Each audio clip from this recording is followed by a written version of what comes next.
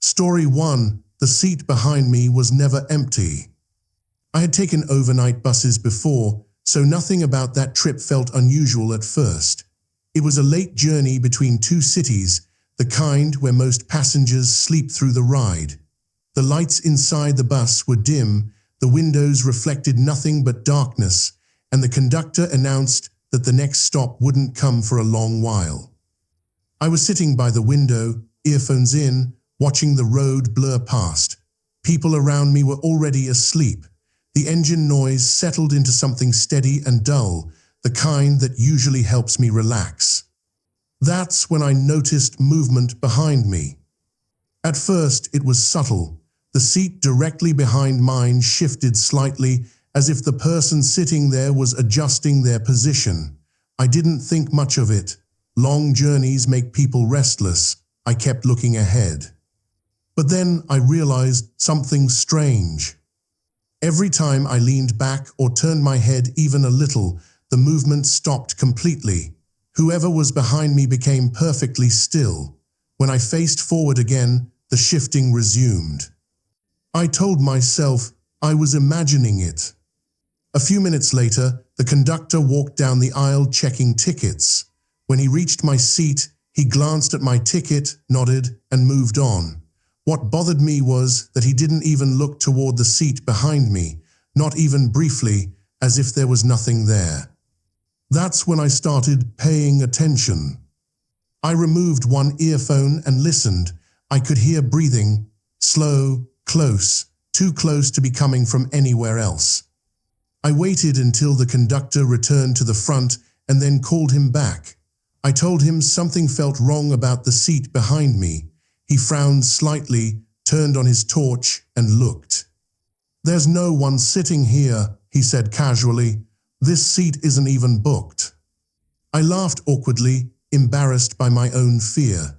I assumed maybe the bus vibrations or my tired mind were playing tricks on me.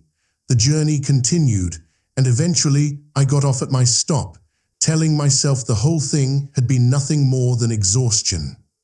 For a few days, I didn't think about it much. Then I had to travel again. It was late at night, and that same bus was the last one available on the route. I didn't want to get on it. I really didn't, but there were no other options. Reluctantly, I boarded the bus again and took a seat, hoping this time would be different. For a while, it was. Then it started again. The same subtle movement behind me, the same sense of presence, the same feeling that someone was there without actually being there. This time I panicked. I stood up, raised my voice, and called the conductor. He came back, looked at the seat, and shook his head. "There's no one here," he said firmly. "You're just tired." I insisted on changing seats. He moved me forward. I spent the rest of the journey sitting stiffly, constantly looking back. Even the driver kept glancing at me through the mirror, clearly noticing how shaken I was. That entire journey passed in fear. Sometime later, by coincidence, I saw that same bus driver again. He had come to our office for unrelated work. I recognized him instantly. He didn't recognize me. I approached him and brought up the night journey. When I mentioned the seat behind me, his expression changed. He didn't laugh. He didn't deny it either. He just went quiet for a moment. Then he said something that stayed with me. "You're not the only one," he told me. "Other passengers have said similar things. That's why some people refuse to travel on that bus again." He didn't sound convinced of anything himself. He said people had different explanations. Some believed the bus was connected to an old incident. Others said it was just the mind reacting to long, quiet journeys. He was clear about one thing. No one had ever been harmed. After that, he left, and I went back to my work, but the question followed me. If it was just imagination, why did so many people describe the same feeling? And if it wasn't imagination, then what exactly was sitting behind me? I still don't know, whether I'll travel on that bus again. Because even if something never hurts you, fear still has a way of staying with you. And sometimes, the most unsettling part of a journey isn't believing that someone is watching you. It's realizing that you never felt alone, when you should have been. Story 2, Lights Off Before You Leave. The overnight duty wasn't new to me. I had done it before 2 or 3 times at least. Normally, I worked during the day, but once every month, the person who usually handled the night shift would take a day off to go home. On that one night, I covered for him. The building itself wasn't unusual. A small commercial space with offices, a reception desk, and a few floors above. During the day, it was busy and loud. At night, it became quiet enough that every sound felt louder than it should. When my duty started that night, everything felt normal. I was sitting at the reception desk, scrolling through my phone, occasionally glancing at the security monitors. The cameras were working, the lights were on, and the building felt empty in a predictable way. After a while, I heard footsteps upstairs.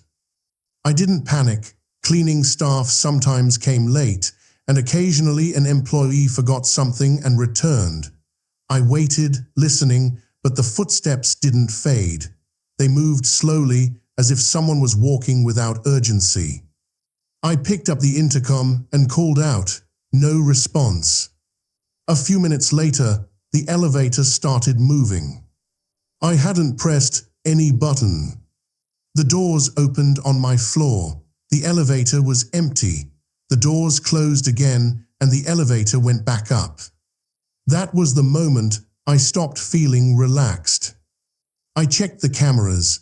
Most of them looked fine, but one camera, the one covering the floor where I'd heard the footsteps, kept glitching. The screen flickered, froze, then went dark for a second before coming back. I tried calling my supervisor. The call dropped before it could connect. Then I noticed something else.